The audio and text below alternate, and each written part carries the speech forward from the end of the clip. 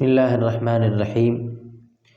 قال اللہ تبارک و تعالی ان الصلاۃ کانت علی المؤمنین کتابا موقوتا، صدق اللہ العظیم۔ محترم ناظرین، نماز بڑا اہم رکن ہے دین کا۔ قرآن عظیم کے اندر اس کا حکم دیا گیا ہے۔ پیارے آقا صلی اللہ علیہ وسلم نے نماز کی بہت بڑے فضائل بیان کیے ہیں، حتیٰ کہ یہاں تک فرمایا کہ قرۃ عینی فی الصلاۃ، نماز کے اندر میری آنکھوں کی ٹھنڈک ہے۔ اس سے بڑھ کر کیا ہو سکتا ہے کہ سردار پیغمبر اور کائنات کا رحمت للعالمین بنا کر بھیجا گیا پیغمبر، وہ نماز کو اپنی آنکھوں کی ٹھنڈک بتلا رہا ہے۔ نماز کا اس سے بڑھ کر کیا مقام ہو سکتا ہے؟ اب ہم نے مسئلہ یہ ذہن نشین کرنا ہے، بہت زیادہ پوچھا جاتا ہے کہ نماز کے اندر سجدہ ہے، یہ بڑا اہم رکن ہے نماز کا، اس کے بغیر نماز مکمل نہیں ہوتی، تو سجدہ ہم نے کیسے ادا کرنا ہے، اس کا طریقہ کیا ہے؟ تو طریقہ فقہا نے لکھا ہے، فقہ کی کتابوں کے اندر واضح طور پر موجود ہے، میں آپ کے سامنے بیان کر دیتا ہوں۔ اور ساتھ میں دعا یہ ہے کہ اللہ رب العالمین ہمیں اپنے در پر سجدہ کرنے کی توفیق نصیب فرمائے۔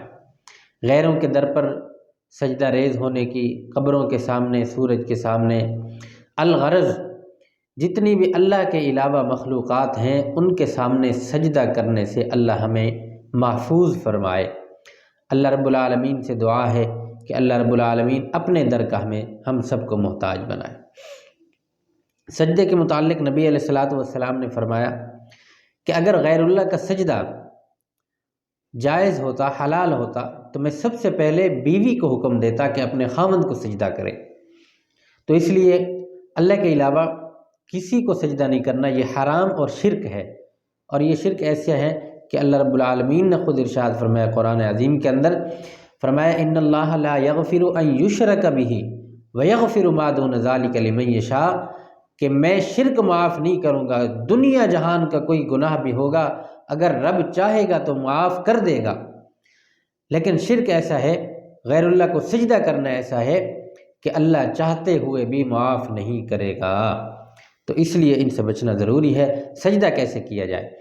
سجدے کے اندر عام حالت ہے کہ گھٹنے زمین پر رکھے، ہاتھ زمین پر رکھے، اپنا چہرہ جو ہے، پیشانی اور ناک یہ زمین پر لگ جائے، اور سر کا رخ جو ہے وہ قبلہ کی طرف ہو، بیت اللہ کی طرف ہو، بس اس کو سجدہ کہتے ہیں۔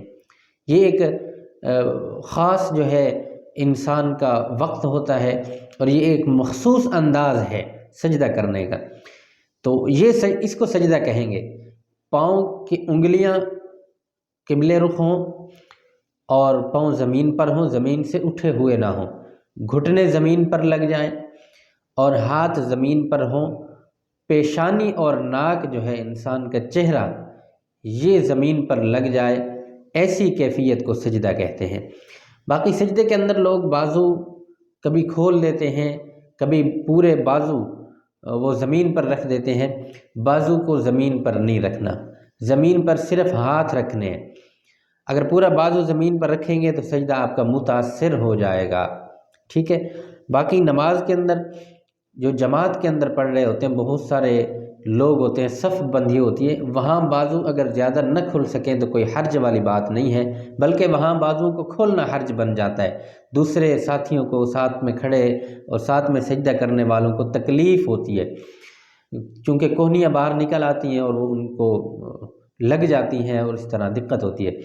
لیکن جب اپنی الگ نماز پڑھ رہا ہو تو کوہنیاں جتنی باہر کی طرف کھول سکے، جتنا خلا پیٹ اور رانوں کے درمیان سے، یہ مرد کے لیے حکم ہے، جتنا کر سکے اتنا بہتر ہے۔ عورت کے لیے یہ حکم نہیں ہے، عورت کے لیے حکم یہ ہے کہ وہ جتنا سمٹ کر سجدہ کرے، ہے اس کے لیے بھی وہی چیز، گھٹنے زمین پر ڈالنے ہیں، ہاتھوں کو زمین پر رکھنا ہے اور چہرے کو زمین پر رکھنا ہے، لیکن عورت بازو بھی زمین پر رکھے گی، تب جا کر عورت کا جسم سمٹ جائے گا۔ اور عورت کے لیے حکم بھی یہی ہے کہ جتنا ہو سکے وہ سمٹ کر سجدہ کرے۔ اللہ رب العالمین ہم سب کو ان مسائل پر عمل کرنے کی توفیق نصیب فرمائے، اور اللہ رب العالمین ہمیں اپنے در کا محتاج بنائے۔